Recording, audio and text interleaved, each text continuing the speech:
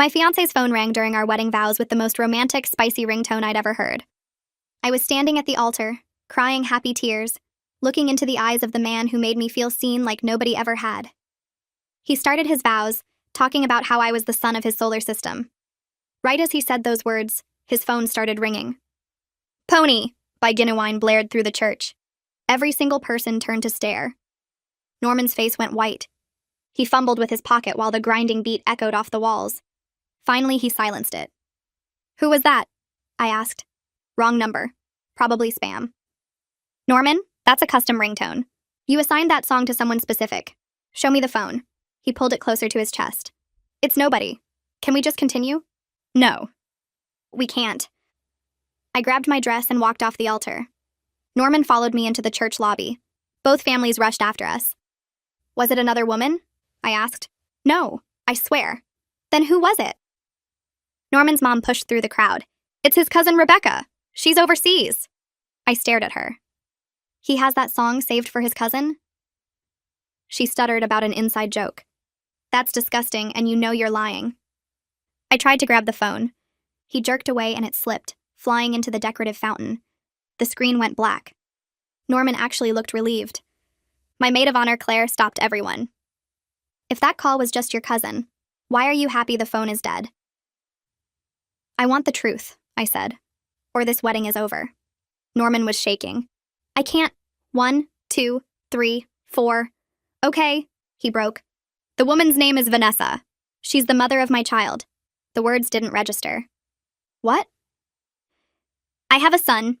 He's 4 years old. I never told you." My family exploded. I couldn't breathe. "But why does she have that ringtone?"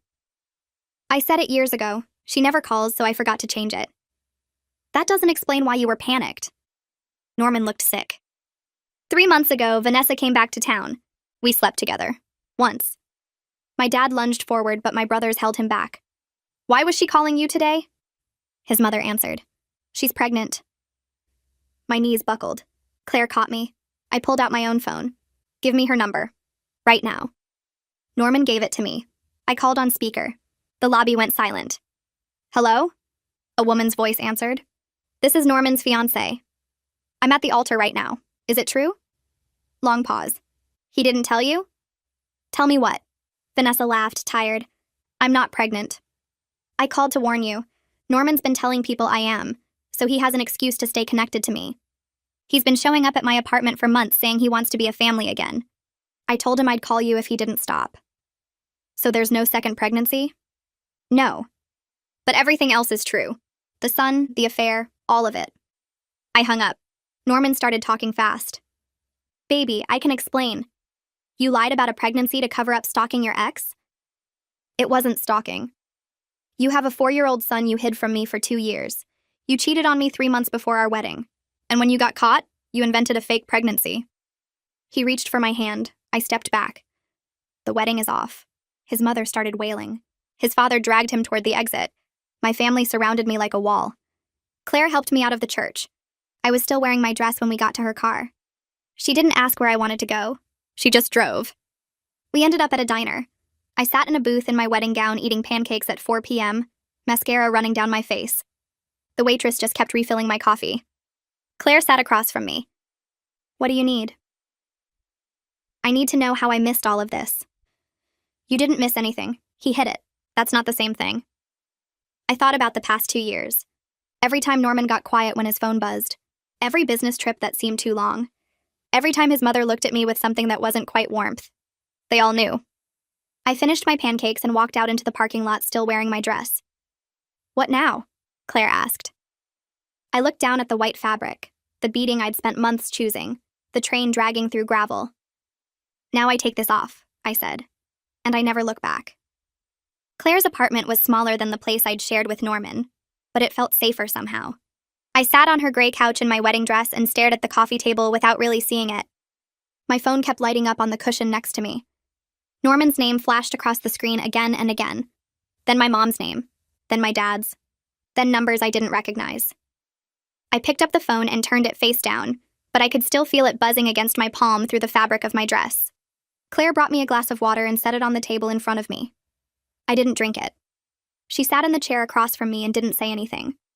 The silence felt heavy, but not uncomfortable. I looked down at the white beading on my dress and thought about how I'd tried on 17 dresses before finding this one. Norman had come to one of the fittings even though everyone said the groom wasn't supposed to see the dress. He'd told me I looked beautiful, and I'd felt so lucky that he couldn't wait. Now I wondered if he'd been checking his phone the whole time, texting Vanessa while I spun around in white fabric. My phone buzzed again. I turned it over and saw Norman's face on the screen, the photo from our trip to the mountains last fall. I'd taken that picture right after he'd told me he loved me for the first time. I pressed the power button and held it until the screen went black. The dress felt too tight suddenly. I stood up and reached behind me for the zipper, but my hands were shaking too much to grab it. Claire got up and walked over without me having to ask. She unzipped it slowly and the fabric loosened around my ribs. I could breathe again. I stepped out of the dress and stood there in my white underwear and strapless bra, looking at the pile of expensive fabric on Claire's floor. She picked it up carefully and started folding it. I watched her smooth out the wrinkles and arrange the train. She was treating it like it mattered even though we both knew I'd never wear it again. I sat back down on the couch in my underwear and pulled the throw blanket over my legs. Claire finished folding the dress and set it on the chair. She sat next to me and we didn't talk. The clock on her wall ticked past 7, then 8, then 9. I kept thinking about the past 2 years. Every time Norman's phone rang and he'd step into another room to answer it. Every weekend he said he had to work late. Every time his mom looked at me during family dinners with this expression I couldn't quite read. They all knew. His whole family knew he had a son, and they watched me plan a wedding and never said a word. I thought about Vanessa's voice on the phone, tired and matter-of-fact. She hadn't sounded angry or jealous. She'd sounded like someone who'd been dealing with Norman's lies for a long time and was just exhausted. I wondered what she'd told their son about his dad. I wondered if the kid knew Norman was supposed to get married today. The thought made my stomach hurt. Claire got up around midnight and came back with sweatpants and a t-shirt. I put them on and the dress stayed folded on the chair like a ghost. We sat on the couch and Claire asked me if I wanted to talk about it. I started going through everything in my head out loud. The business trip to Chicago that lasted 5 days when it should have been 3. The time I'd surprised Norman at his office and he'd seemed annoyed instead of happy. The way he always kept his phone face down on tables. The random Tuesday nights he said he had to help his brother move furniture or fix his dad's car. I'd believed all of it because why wouldn't I? People don't lie about helping their family. Except Norman did lie about his family. He lied about having a son. He lied about sleeping with Vanessa. He lied about her being pregnant. He'd probably lied about 100 other things I hadn't even figured out yet. Claire listened and didn't try to make me feel better with fake comfort. She just let me talk. Around 3 in the morning, I finally stopped talking, and we sat there in silence. My eyes felt dry and scratchy. I was too tired to cry anymore. Claire brought me a pillow and another blanket, and I lay down on her couch. She went to her bedroom and I heard her door close softly. I stared at the ceiling and watched the shadows from the streetlight outside move across the white paint. I thought about how this morning I'd woken up excited to marry Norman. Now I was sleeping on my best friend's couch in borrowed clothes and my whole life was different. I woke up to sun coming through Claire's living room window. My neck hurt from the couch pillow and my mouth tasted awful. I reached for my phone before remembering I'd turned it off. I held the power button and waited for it to come back on. 17 missed calls, 12 from Norman, 3 from his mom, 2 from my mom. I had 14 text messages. I opened the one from Norman's mom first. It said we needed to talk about misunderstandings, and that Norman was devastated, and that I should give him a chance to explain properly. I deleted it. Norman's texts were long paragraphs about how sorry he was, and how he never meant to hurt me, and how we could work through this if I just gave him a chance. I didn't read all of them. I heard Claire moving around in her bedroom, and then she came out wearing her robe. She looked at my face and asked if I'd checked my phone. I nodded. She went to the kitchen and started making coffee without saying anything else. The smell filled the apartment and reminded me of Sunday mornings with Norman. We used to make breakfast together and read the news on our phones, and it had felt so normal and comfortable. Now I couldn't tell which parts of that had been real and which parts had been Norman playing a role. Claire brought me coffee in the blue mug she always used for guests. I wrapped my hands around it and felt the warmth. She sat in the chair with her own mug and told me I didn't owe anyone explanations right now. I knew she was right, but I also knew I couldn't hide at her apartment forever. Eventually I'd have to deal with the wedding vendors and the apartment I shared with Norman, and all the practical pieces of a life I'd been building with someone who didn't exist. My phone rang and my dad's name showed up on the screen. I answered it and he asked where I was. I told him I was at Claire's. He said he and my mom were coming over. I said okay, and hung up. 20 minutes later, they were knocking on Claire's door.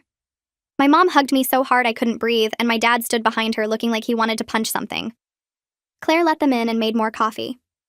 We all sat in her small living room, and my parents told me that Norman's family had tried calling them last night. His dad had left a voicemail saying there had been a terrible misunderstanding, and that Norman loved me and wanted to make things right. My mom said she'd called back and told them there was no misunderstanding. Norman had lied and cheated and hidden a child. Those were facts, not misunderstandings. My dad said Norman's dad had tried to argue that Norman had been planning to tell me about his son after the wedding. My dad had hung up on him. I felt grateful that my parents were angry on my behalf because I was too tired to be angry anymore. I just felt empty. My mom asked what I needed, and I didn't know how to answer. I needed the past 2 years to be different. I needed Norman to not be a liar. I needed to not feel this stupid for missing all the signs. But I couldn't say any of that, so I just shrugged. My brothers showed up an hour later with garbage bags full of my stuff.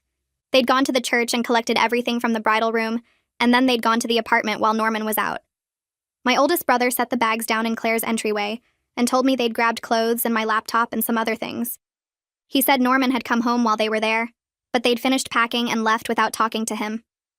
My middle brother said it had taken everything in him not to say something.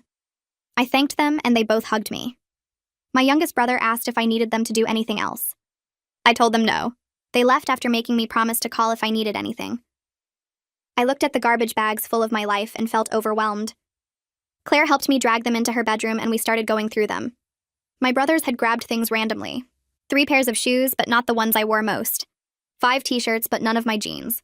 My laptop, but not the charger. I pulled out a framed photo of me and Norman from last Christmas and stared at it. We looked so happy.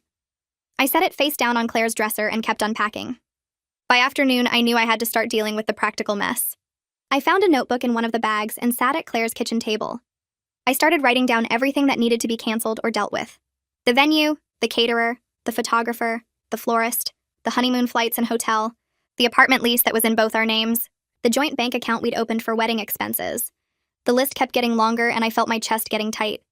Each item represented something I'd planned and looked forward to. The venue where we were supposed to have our reception. The flowers I'd spent hours choosing. The honeymoon in Italy that Norman had suggested because he knew I'd always wanted to go. Every single thing on the list was a piece of the future I'd thought I had. I got to the bottom of the page and added one more item. Wedding dress alterations I'd already paid for. I'd never need the final fitting now. I put the pen down and put my head in my hands. Claire came over and looked at the list. She didn't say anything for a minute. Then she suggested I call the wedding planner first. Valeria could help coordinate with all the vendors. I didn't have to make every call myself. I looked up at Claire and felt a rush of gratitude. I'd been so focused on the list that I'd forgotten I'd hired someone specifically to handle wedding logistics. I found Valeria's number in my phone and called before I could talk myself out of it. She answered on the second ring and said my name like a question. I told her the wedding was canceled and I needed help dealing with the vendors. There was a pause, and then her voice came back softer. She said she'd heard what happened. One of the guests had called her yesterday to ask about getting their gift back. Valeria said she was so sorry and she wanted to help however she could.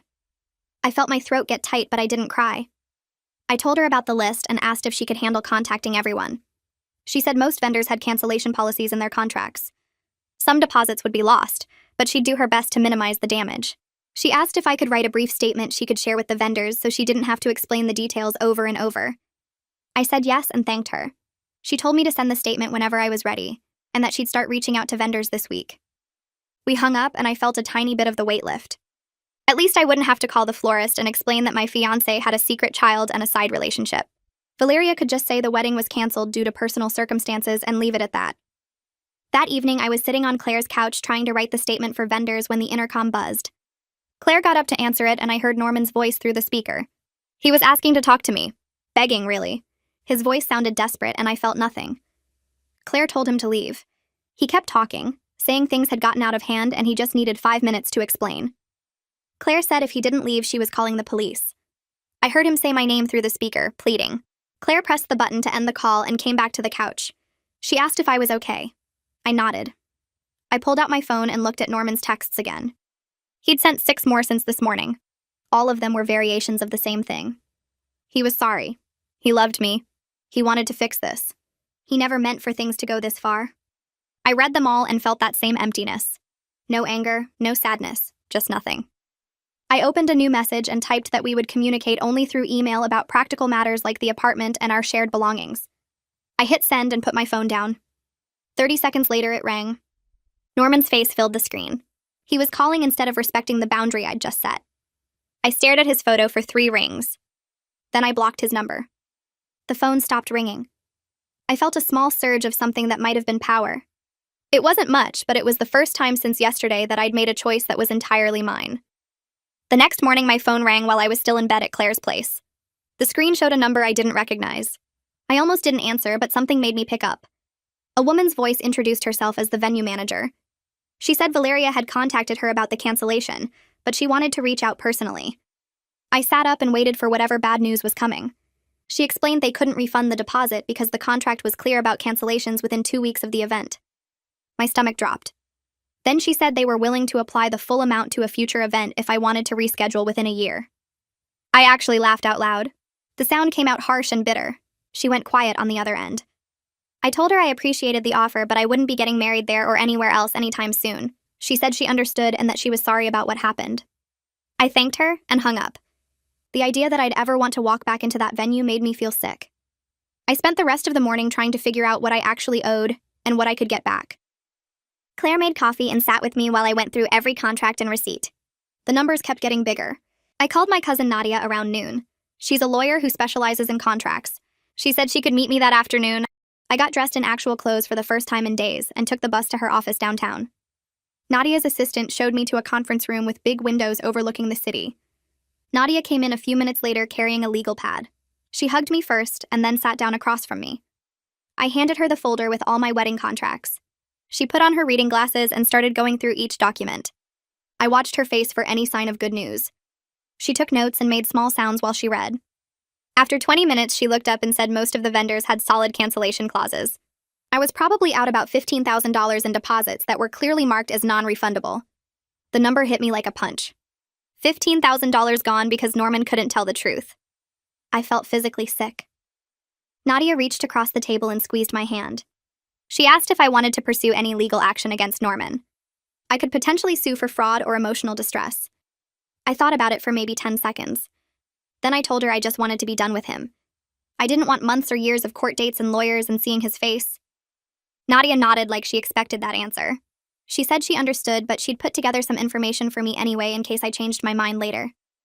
She pulled out a folder and explained what my options would be if I decided to go that route. I took the folder and thanked her. She didn't charge me for the consultation. She said family doesn't pay family. I left her office feeling both grateful and defeated. At least I knew where I stood financially now. 3 days after the wedding that didn't happen, I had to go back to work. I couldn't hide at Claire's apartment forever.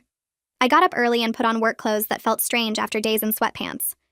The bus ride felt too long. I kept thinking about what I'd say when people asked questions. My boss had texted saying to take all the time I needed, but I'd replied that I wanted to come back. Sitting around thinking about Norman was worse than being busy. I walked into the office and felt every eye turned toward me. People who normally said good morning looked away. My boss saw me and immediately came over. She pulled me into her office and closed the door. She said again that I could take more time. I told her I'd rather work than sit at home. She studied my face for a moment and then nodded. She said to let her know if I needed anything. I went to my desk and tried to focus on emails. My hands were shaking. Around 10, a coworker named Jessica stopped by my desk. She had this bright smile on her face. She said she saw the wedding was supposed to be last weekend and asked how married life was treating me. The words hung in the air between us. I felt my face get hot. I told her the wedding didn't happen. Her smile disappeared. She asked what I meant. I said it got canceled at the altar. Her expression went from confused to shocked to horrified in about 3 seconds. She started apologizing and backing away from my desk. I told her it was fine, but she kept saying sorry. Other people nearby had heard. I could feel them staring. I wanted to disappear into the floor. Jessica finally left, and I put my head down and pretended to work. The rest of the day crawled by with people either avoiding me completely or giving me sad looks. I'd never been so happy to leave work in my life. That evening, I was scrolling through social media when a message popped up from someone named Milo. The name seemed familiar. I clicked on his profile and recognized him from pictures with Norman in college. My first thought was that he was reaching out to defend Norman or make excuses. The message said he needed to talk to me about something important. He said it was about Norman and he knew I probably didn't want to hear from any of his friends right now. But he promised he wasn't reaching out to defend him. Something about the way he wrote it seemed genuine, not like he was making excuses. I stared at the message for a long time. Finally, I wrote back asking what he wanted to talk about. He replied almost immediately. He said it would be better to meet in person if I was willing. He suggested a coffee shop downtown. I told Claire about it and she said to meet him somewhere public and let her know where I was. I agreed to meet him the next day after work. The coffee shop was busy when I got there the next afternoon. Milo was already sitting at a corner table. He stood up when he saw me and shook my hand. He looked nervous. We both ordered coffee and sat down. He thanked me for meeting him. Then he said he'd been feeling guilty for months. I asked him why. He explained that Norman had told him about Vanessa and the kid last year. He said Norman mentioned it casually like it was something I already knew about. Milo had even asked Norman once how I felt about the whole situation with his son. Norman told him I was fine with it, and we were working on integrating his kid into our lives. Milo believed him. He said he only realized a few days ago that I'd had no idea. One of Norman's other friends had mentioned how shocked I must have been to find out at the altar. That's when Milo understood that Norman had been lying to everyone about what I knew. He looked miserable telling me this. Milo kept talking. He said Norman used to talk about me and Vanessa in this weird way. Like he was comparing us. He'd make comments about how different we were, how I was organized and driven and Vanessa was more spontaneous and emotional, how he got different things from each of us. At the time, Milo thought Norman was just talking about his past relationship versus his current one. But now looking back, it seemed like Norman was talking about two ongoing relationships. I felt cold listening to this. I asked Milo if he thought the hookup 3 months ago was really just once. Milo looked uncomfortable. He said he didn't know for sure, but Norman had mentioned seeing Vanessa multiple times in the past year. Always with some excuse about co-parenting or their son needing something. Milo had thought it was innocent at the time. Now he wasn't so sure. I sat back in my chair and felt the weight of it. The cheating probably wasn't one mistake. It was probably ongoing. I asked Milo why he was telling me all this now. He took a sip of his coffee and said Norman had called him yesterday. Norman spent 20 minutes painting himself as the victim, saying his private business got exposed unfairly, saying people were overreacting, saying I'd embarrassed him in front of everyone. Milo said Norman showed zero real remorse. He was just mad that he got caught. Milo told Norman he was wrong and Norman got defensive and hung up on him. That's when Milo decided he couldn't stay silent anymore. He said he felt like he'd been part of the lie by not questioning things sooner. I told him it wasn't his fault. Norman had lied to everyone. Milo still looked guilty, but he nodded. We finished our coffee and I thanked him for telling me the truth. He said if I ever needed anything or wanted to talk to reach out. I left the coffee shop feeling worse than when I'd arrived. Every new piece of information just showed me how blind I'd been. That night, I couldn't sleep. I lay on Claire's couch staring at the ceiling. Finally, I grabbed my phone and started going through old photos. Pictures from the past 2 years with Norman. I looked at them differently now. In one photo from 6 months ago, Norman was checking his phone with this secretive expression. I'd thought nothing of it at the time. In another photo from a work trip he'd taken last spring, his smile looked forced. I remembered he'd been unreachable for hours that weekend. He'd blamed it on bad cell service. There were so many little things. Times he'd angled his phone away from me. Nights he'd come home later than expected with vague explanations about traffic or a work thing running long. Calls he'd taken in another room. I'd trusted him, so I'd never questioned any of it. Now every memory felt poisoned. I felt so stupid for missing all the signs. Claire heard me moving around and came out of her bedroom. She sat down next to me and asked what I was doing. I showed her the photos and told her about all the things I'd dismissed. She took my phone and set it down. She said I trusted him because that's what you're supposed to do in a relationship. She said his lying didn't mean I was stupid. It meant he was a liar. I wanted to believe her, but I still felt like I should have known something was wrong. We stayed up talking until almost 3 a.m. before I finally fell asleep. The apartment building looked the same as always, but walking up to it felt like approaching a crime scene. Claire parked her car and turned off the engine. She asked if I was ready, and I nodded even though I wasn't. We got out and headed toward the entrance. Norman was already waiting in the lobby. He stood up when he saw me and took a step forward with his arms slightly open. I stepped back before he could get close. His face did this hurt expression like I'd slapped him. Claire positioned herself between us and asked where we should start. Norman led us to the elevator without saying anything. The ride up to the 3rd floor felt endless. Nobody spoke. The doors opened and we walked down the familiar hallway to apartment 3B. Norman unlocked the door and I stepped inside a space that used to feel like home. Now it just felt like a place full of lies. I'd brought empty boxes and trash bags. Claire set them down by the door. Norman cleared his throat and started talking about how we should discuss things. I cut him off and pointed at the boxes. I told him we were here to divide belongings, not talk. He kept going anyway. He said he'd been scared to tell me about his son because he thought I'd leave. I stared at him. I told him I would have understood about a child from a previous relationship. Lots of people have kids from past relationships. Requested Reds is on Spotify now. Check out link in the description or comments. But lying for 2 years was different. Cheating 3 months before our wedding was different. Norman actually tried to argue that the cheating just happened because Vanessa was emotional about co-parenting issues. Like that was supposed to make it better. Like being emotional was an excuse to sleep with your ex. Claire stepped forward and told Norman to stop making excuses. She said he needed to focus on dividing belongings, or she was calling my brothers to come handle it. Norman's face went pale at the mention of my brothers. He finally shut up. We spent the next 2 hours sorting through everything in complete silence. I moved through the apartment picking up items that were clearly mine. My books, my clothes, my grandmother's quilt. Norman kept trying to make eye contact, but I refused to look at him.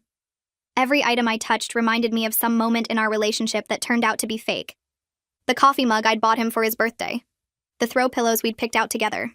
The framed photo from a trip where he'd probably been texting Vanessa the whole time. I left everything we'd bought together. I didn't want any of it. Norman tried to insist I take the coffee maker we'd picked out on a vacation to the mountains. I snapped that I didn't want anything that would make me think of him every morning. He set it down and didn't argue. By the time we finished, I had 3 boxes of stuff. That's all I was taking from 2 years of living together. 3 boxes. Claire helped me carry them down to her car. Norman followed us and tried to say something as we loaded the trunk. I slammed it shut and got in the passenger seat without responding. Claire drove away, and I watched the building disappear in the side mirror. My mom called me that evening while I was unpacking at Claire's place. She sounded tired. She told me that Norman's mother had called her suggesting a meeting between our families to find a path forward. I almost laughed. My mom said she'd politely told Norman's mother that wouldn't be happening and asked her not to contact us again. The fact that his mom still thought there could be a path forward showed she understood nothing. There was no path. There was no forward. There was just a way. I thanked my mom and she asked how I was really doing. I told her I didn't know yet. She said that was okay and that she loved me. After we hung up, I sat on Claire's couch and realized I hadn't slept properly in days. Every time I closed my eyes, I saw Norman at the altar. I saw his face when the phone rang. I saw his mother lying. I saw everything unraveling in front of 200 people. Claire suggested I talk to someone and gave me the number for Charlotte King, a therapist she'd heard good things about. I called the next morning and got an appointment for that afternoon. Charlotte's office was in a quiet building downtown. She was younger than I expected, maybe early 40s, with kind eyes and a direct way of speaking. She asked what brought me in, and I told her the whole story. She listened without interrupting. When I finished, she asked what I needed to feel safe again. Not what happened or how I felt about it. What I needed to feel safe. The question caught me off guard. I admitted I was having trouble sleeping. She asked what was keeping me awake, and I said I kept replaying the moment at the altar over and over. She nodded and asked what I was looking for in those replays. I said I was trying to figure out how I missed everything. Charlotte leaned forward slightly and told me that wasn't the right question. The right question was why Norman chose to deceive me. She said I was angrier at myself than at him, and I needed to redirect that anger where it belonged. I felt tears starting and tried to stop them. Charlotte handed me tissues and said it was okay to be angry at myself, but I needed to understand that Norman deliberately deceived me. His deception said nothing about my intelligence or worth. It said everything about his character. We talked for the full hour, and I left feeling slightly less like I was drowning. The photographer emailed 2 days later. She said she still expected payment for the day, even though the wedding didn't happen. She'd shown up and taken pictures of the ceremony before it fell apart. Her invoice was attached. I stared at the number and felt sick. I forwarded the email to Valeria and asked if there was anything she could do. Valeria called me within an hour. She said she'd reached out to the photographer and negotiated a reduced rate. The photographer could still use the pre-ceremony photos for her portfolio, so she was willing to accept 60% of the original cost. It was better than nothing. I agreed and thanked Valeria for handling it. She said she was sorry about everything and hoped I was taking care of myself.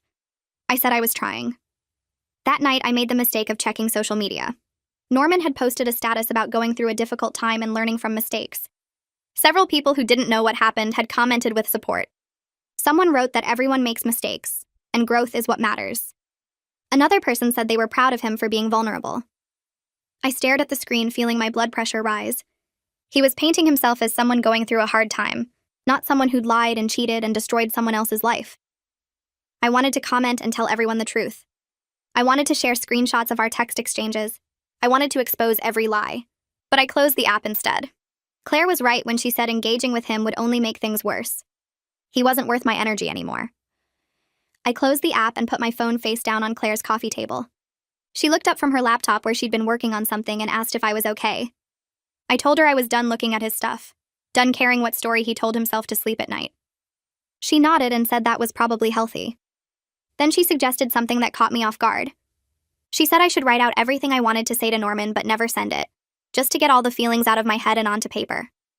I stared at her for a second because it seemed too simple to actually help, but she insisted it worked for her after a bad breakup years ago. She grabbed a notebook from her desk drawer and handed it to me with a pen. I took it and sat cross-legged on the couch, staring at the blank page for a while before I started writing. Once I started, I couldn't stop.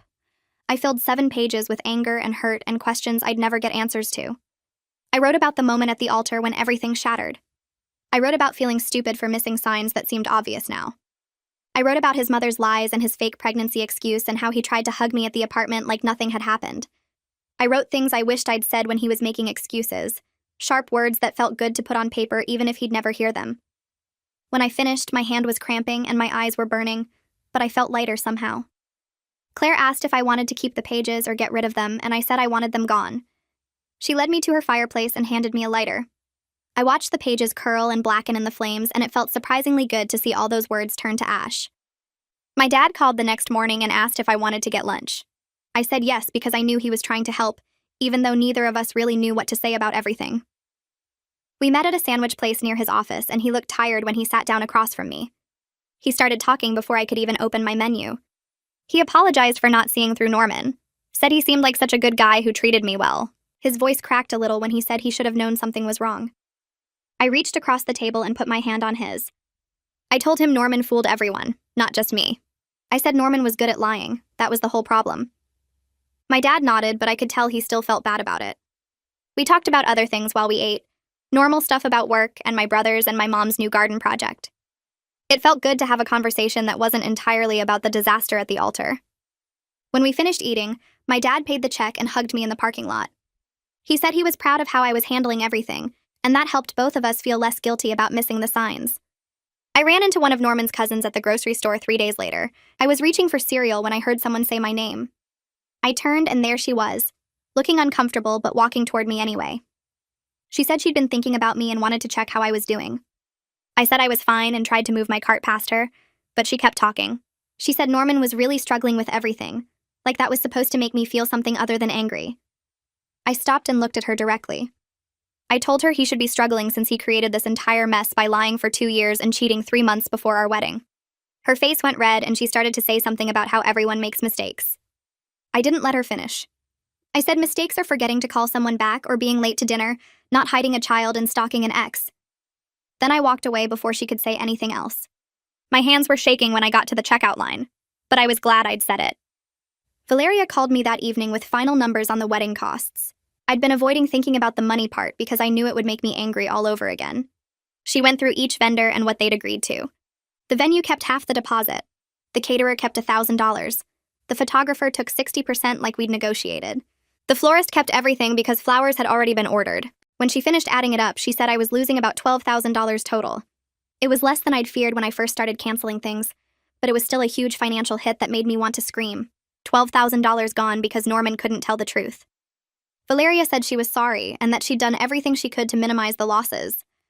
I thanked her for all her help and hung up. Then I sat on Claire's couch and stared at the wall, doing math in my head about how long it would take me to recover from this. I decided to ask Norman to pay half of the lost deposits. It seemed fair since his lies caused the cancellation in the first place. I opened my laptop and started an email, keeping it formal and direct. I wrote out an itemized list of every lost deposit with the vendor name and amount. The total came to $12,347. I asked him to pay half, which was $6,173.50. I said it was only fair that he take some financial responsibility for the consequences of his actions. I read the email 3 times before sending it, making sure my tone stayed calm and factual. His response came back 2 hours later. It was long, way longer than it needed to be. He wrote about how he was already financially stressed from lawyer fees for the custody situation with Vanessa. He said he was barely making rent right now and couldn't afford to pay me anything. He went on about how he knew he'd messed up, but punishing him financially wouldn't help either of us move forward. The whole message made me want to scream. He was acting like paying for the damage he caused was some kind of unfair punishment instead of basic responsibility. I called Nadia and told her about Norman's response. She asked if I wanted her to send him a legal letter demanding repayment, and I said yes immediately. His refusal to take any financial responsibility was somehow more infuriating than the original betrayal. At least when he lied about his son and the affair, I could tell myself he was weak or scared or whatever excuse made sense. But refusing to pay for the mess he created was just selfish. Nadia said she'd draft something official and have it sent within a few days. The letter would request $6,000 within 30 days and outline potential legal action if he didn't comply. I knew he probably still wouldn't pay, but having it in writing from a lawyer felt important. It felt like I was doing something instead of just accepting that he could destroy my life and walk away without consequences. Norman's father called my dad a week after Nadia sent the letter. My dad called me right after and put me on speaker so I could hear what had happened. Norman's father had offered to pay $3,000 to help settle things and let everyone move forward. He said he knew his son had made terrible choices and he wanted to do something to make it right. My dad asked me what I wanted to do. I thought about it for a minute. $3,000 wasn't the full $6,000 I'd asked for, but it was better than nothing. I told my dad to accept it. I wanted this finished. I wanted to stop thinking about Norman and his family and the money I'd lost. My dad said he'd call back and arrange the payment. Norman's father sent a check 2 days later with a note saying he was sorry for everything. I deposited it without reading the note again. I started looking for a new apartment because staying with Claire indefinitely wasn't fair to her, even though she kept insisting she didn't mind. I spent hours scrolling through listings online, trying to find something I could afford that was available soon. Most places were either too expensive or too far from my job, or had terrible reviews about bugs or noise. I finally found a small one-bedroom in a building about 20 minutes from work. It was more expensive than I'd like, nearly $200 more per month than I'd been paying when I lived with Norman. But it was available immediately, and the building looked clean in the photos. I scheduled a viewing for the next day. The apartment was smaller than I'd hoped, with a tiny kitchen and bathroom that barely fit a shower, but it had good light and the bedroom was big enough for my bed and dresser. I put down a deposit before I could talk myself out of it. Moving into my own place 2 weeks later felt both scary and liberating. It was the first time I'd lived alone in 4 years. Norman and I had moved in together after dating for 6 months, way too fast in hindsight. I'd gone from my parents' house to roommates in college to living with Norman, never really having space that was just mine. Claire and my brothers helped me move the furniture I'd taken from the old apartment. We painted the bedroom first, a deep blue-green color that Norman would have hated. He always said colored walls made rooms feel smaller and insisted everything stay white or beige. I bought 3 plants at the hardware store, the kind Norman said were too much work because they needed regular watering. I put them on the windowsill and felt like I was reclaiming small choices as my own. I had a session with Charlotte the day after I finished unpacking. She asked how I was feeling about the new apartment, and I told her it was strange but good. Then I admitted something I'd been thinking about a lot. I said I felt like I'd wasted 2 years of my life on someone who didn't deserve it. Charlotte leaned forward and asked why I thought it was wasted. I said because I could have been with someone honest, someone who actually wanted to build a real life with me. She nodded and then reframed it completely. She said those 2 years taught me what I actually need in a partner, what red flags to watch for, what boundaries matter.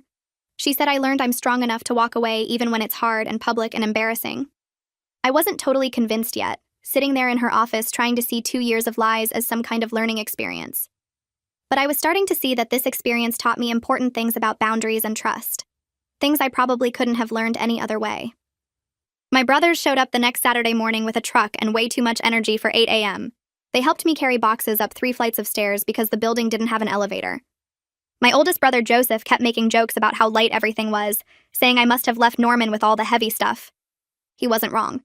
I'd taken my clothes, my books, my laptop, and not much else. Everything we'd bought together stayed in that apartment because I didn't want reminders following me into this new space. We set up my bed first, then the dresser, then the small bookshelf I'd had since college. Joseph stood in the middle of my bedroom when we finished and looked around at the mostly empty space.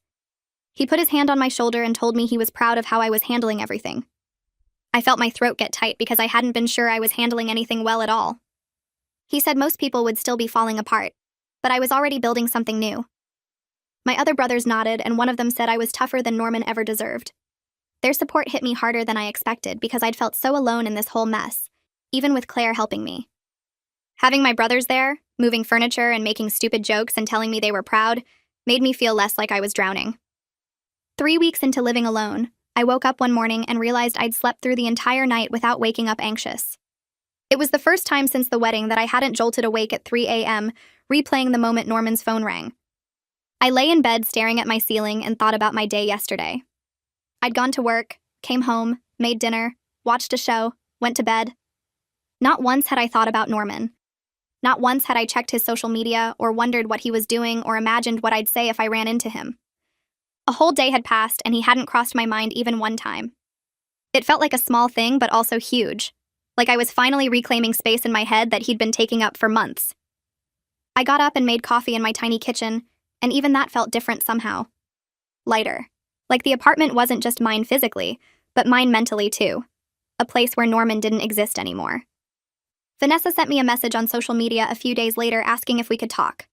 I stared at the message for a long time trying to decide if I wanted to open that door. Part of me was curious about her side of everything, but another part just wanted to move on and forget the whole situation existed. I finally responded saying I'd meet her for coffee, mostly because I wanted to understand how Norman had managed to lie to both of us so completely. We met at a place near my new apartment on a Tuesday afternoon. She was already there when I arrived, sitting at a corner table looking nervous. She stood up when she saw me and immediately apologized, saying she had no idea Norman was engaged until she saw the wedding announcement online. She'd thought he was single and genuinely trying to be a better co-parent. I sat down across from her and ordered coffee, studying her face to see if she was lying. She looked tired and sad and honest. She explained that Norman had shown up at her apartment one day saying he wanted to be more involved in their son's life. He'd been absent for years, barely seeing the kid, and suddenly he was acting like father of the year. She'd been cautious but hopeful because their son deserved a dad who cared. Norman had told her he was single and focused on being a better person. He'd take their son to the park, help with bedtime, act like a real parent. Vanessa said she'd been shocked when he got angry about her calling me at the wedding, because that's when she realized he'd been lying about everything. She'd seen the announcement online 2 days before the ceremony, and tried to warn me, which is why she called. She said she felt terrible about the affair 3 months ago, but Norman had pursued her for weeks before she gave in. She'd been in a weak moment, missing the family they could have been and made a mistake. The morning after, she told him it couldn't happen again, and that he needed to stop coming around so much. That's when Norman started getting weird, showing up unannounced and talking about being a family. She'd threatened to call me if he didn't back off, which is why he panicked when her name showed up at the altar. I asked her directly about Norman's claim that their hookup just happened naturally, and she looked uncomfortable. She admitted he'd been pursuing her hard for weeks, bringing her coffee, offering to babysit more, saying things about how they belonged together. She'd resisted at first because she knew it was a bad idea, but one night when she was lonely and he was being sweet, she gave in. She regretted it immediately and told him they couldn't do it again. Norman had acted understanding, but then kept pushing, kept showing up, kept talking about second chances. That's when she realized he wasn't trying to be a good dad. He was using their son as an excuse to get back into her life. She told me she'd been relieved when I called her during the wedding because it forced everything into the open. She said Norman was now trying to get more custody of their son, probably to look responsible after everything that happened, but she was fighting it because his sudden interest in parenting was clearly fake. We ended up talking for 2 hours, way longer than I'd planned. By the end, I felt like we'd formed this weird alliance based on both being lied to by the same man. She gave me her number and said to call if I ever needed to talk to someone who understood what Norman was capable of. I thanked her and meant it. Walking back to my apartment, I felt strange but also validated. Hearing her side confirmed that everything Norman told me was a lie. He hadn't been a victim of circumstance or made one mistake. He'd been actively manipulating both of us for months, maybe years. That realization made me angry all over again, but it also made me grateful I'd found out before actually marrying him. Some friends invited me to dinner that weekend, people who'd been giving me space since the wedding disaster. I almost said no because I wasn't sure I wanted to talk about everything again, but Claire convinced me to go. We met at a restaurant downtown, and everyone was careful at first, talking about work and movies and anything except Norman. Finally, I brought him up myself, making a joke about how at least I'd gotten a good story out of the whole thing. Everyone relaxed after that, and we ended up laughing about some of the ridiculous parts. The phone ringing during the vows with that song. Norman's face when the phone flew into the fountain. His mother's terrible lie about the cousin. Being able to laugh about it felt like progress, like I was taking back the story instead of letting it control me. One friend mentioned she'd never fully trusted Norman because he was too smooth, always saying exactly the right thing. I stopped mid-bite and stared at her because she was absolutely right. Norman had always known what to say, how to make me feel special, when to compliment me or apologize or be romantic. At the time, it felt like he really understood me, but looking back, it seemed almost rehearsed, like he'd studied what women wanted to hear and perfected his delivery. I thought about all the times he'd said something that felt almost too perfect, too scripted. My friend said she'd mentioned it once to another mutual friend, and they'd agreed Norman seemed like he was performing sometimes rather than being genuine. I'd never noticed because I was too close to it, too in love to see the pattern. But now that she'd pointed it out, I couldn't unsee it. My boss called me into her office the following Monday, and I assumed something was wrong. Instead, she told me I was getting the promotion I'd applied for before the wedding chaos. I just stared at her because I'd completely forgotten about it with everything else happening. She said the decision was based on my performance over the past year, not sympathy about my situation. She wanted me to know I'd earned it through my work. Having something positive happen that had nothing to do with Norman felt incredible. It reminded me I was more than this failed relationship, more than the woman who got humiliated at the altar. I had a career I was good at, goals that mattered, a life that existed separate from all the drama. I thanked my boss and walked back to my desk feeling lighter than I had in weeks. That night, I checked my email and saw a message from Norman. The subject line said, "Can we talk?" I almost deleted it without reading, but curiosity got the better of me. He'd written several paragraphs about how he'd been doing a lot of thinking and growing. He said he understood why I was angry, but hoped we could meet to discuss everything like adults. He wanted a chance to explain himself properly and show me he'd changed. I read the whole thing twice, waiting to feel something. Anger, maybe, or sadness, or even temptation to hear him out. Instead, I felt nothing except tired annoyance that he still thought he deserved my time. I hit delete without responding because I had nothing left to say to him, and no interest in hearing whatever justifications he'd come up with. Norman was my past, and I was done letting him take up space in my present. Claire asked if I wanted to try meeting someone new, and I said maybe, not really believing it. She set me up with a friend of her boyfriend's anyway, someone named Daniel who worked in accounting. We met at a coffee shop on a Wednesday evening, and he showed up exactly on time wearing a button-down shirt that looked freshly ironed. He smiled when he saw me and pulled out my chair, which felt nice even though I kept waiting for some red flag to appear. We talked about work and hobbies, and he mentioned he'd just gotten out of a long relationship too. I appreciated that he was honest about looking for something casual, just wanting to get back out there without pressure. There wasn't any spark between us, no chemistry that made my stomach flip, but sitting across from him proving I could do this felt important. When we said goodbye, he hugged me and said he'd had a good time, and I believed him, even though we both knew we wouldn't see each other again. Walking back to my car, I felt lighter than I had in weeks because I'd put myself out there and survived it. Charlotte asked me what I wanted my life to look like going forward, and I opened my mouth to answer, but nothing came out. She waited while I sat there, realizing I had no idea what I actually wanted, because I'd been building everything around Norman's plans. He'd wanted to move to the suburbs eventually, so I'd started looking at houses outside the city. He'd said my job was fine but not ambitious enough, so I'd been considering a career change I didn't actually want. He'd dismissed my interest in taking art classes as impractical, so I'd stopped mentioning it. Charlotte handed me a notebook and told me to write down things I wanted to do that Norman had always shot down. I started with small things like trying new restaurants he'd called overpriced and wearing bright colors he'd said didn't suit me.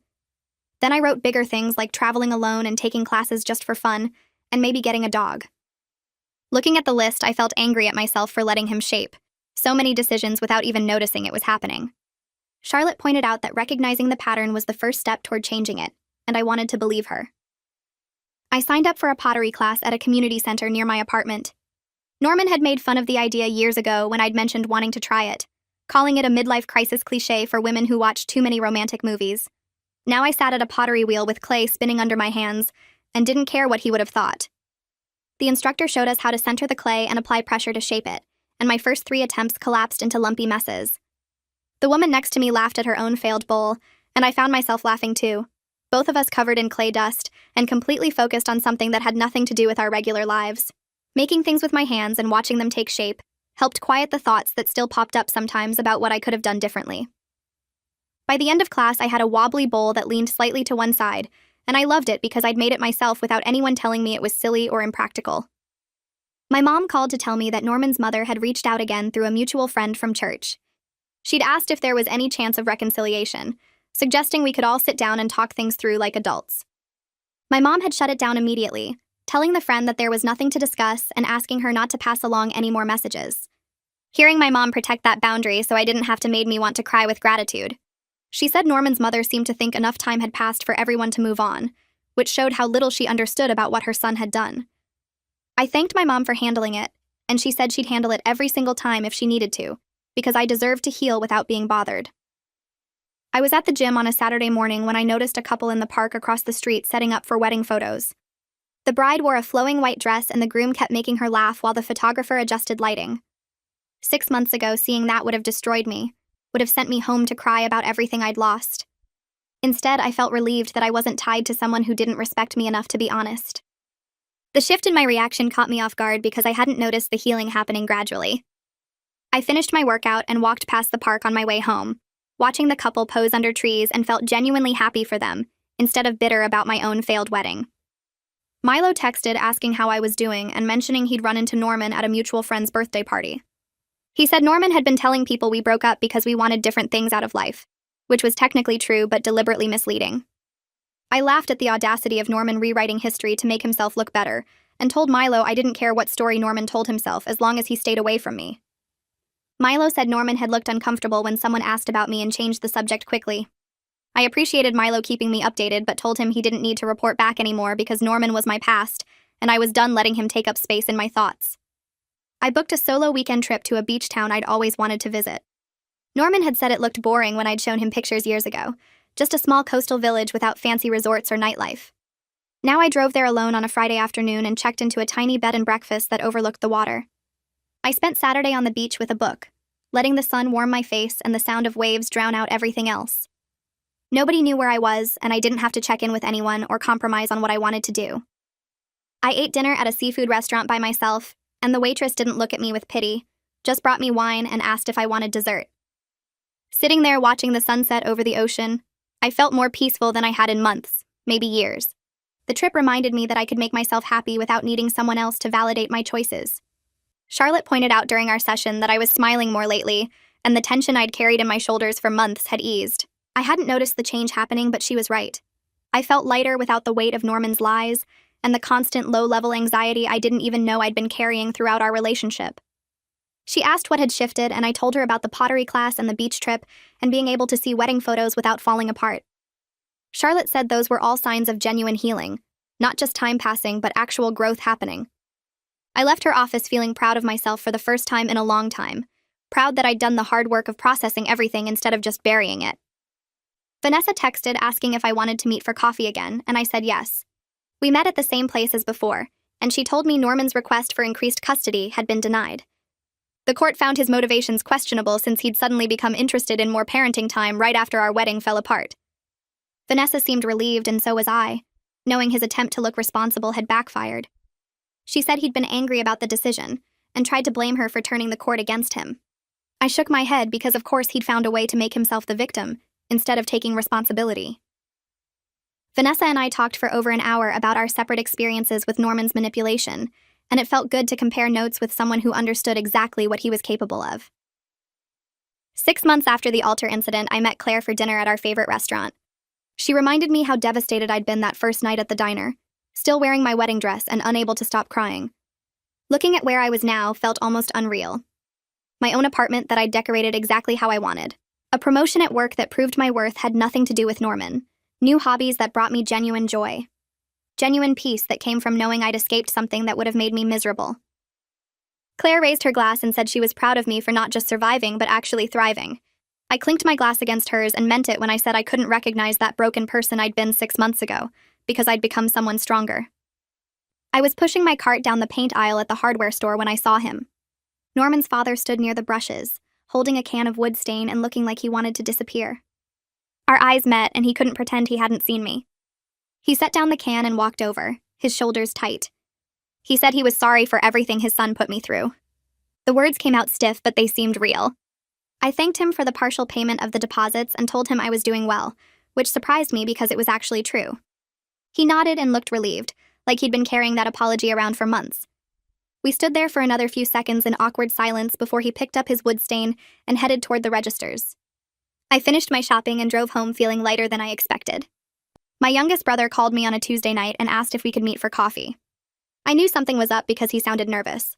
We met at the cafe near my apartment, and he fidgeted with his cup for 5 minutes before finally telling me he got engaged. His girlfriend Hannah had said yes over the weekend, and they were already starting to plan. Then he asked if I'd be okay attending wedding planning events after what happened to me. I reached across the table and grabbed his hand. I told him I was genuinely happy for him, and wouldn't let my experience cast any shadow on his celebration. He looked so relieved his eyes got watery. I meant every word because watching him glow when he talked about Hannah reminded me what real love actually looked like. We spent the rest of the evening looking at venue photos on his phone, and I felt nothing but joy for him. My boss asked me to find a photo from our company retreat 2 years ago for a presentation. I opened my laptop and started scrolling through old files. That's when I found them. Pictures from when Norman and I first started dating. There we were at that restaurant he took me to on our 3rd date. Another one of us at the beach where he told me he was falling for me. I stared at the screen waiting for the pain to hit. Instead, I felt mostly nothing. Just a vague sense of looking at strangers. I mentioned it to Charlotte during our next session, and she said that was the truest sign of moving on. Not hate, just lack of emotional charge. She was right. Those photos could have been of anyone. Saturday morning, I sat in my favorite chair by the window, the one with the bright blue cushions that Norman said clashed with everything. I was drinking coffee and watching people walk their dogs in the park across the street. Sun came through the window and warmed my face. I had nowhere to be and nothing I had to do for anyone else.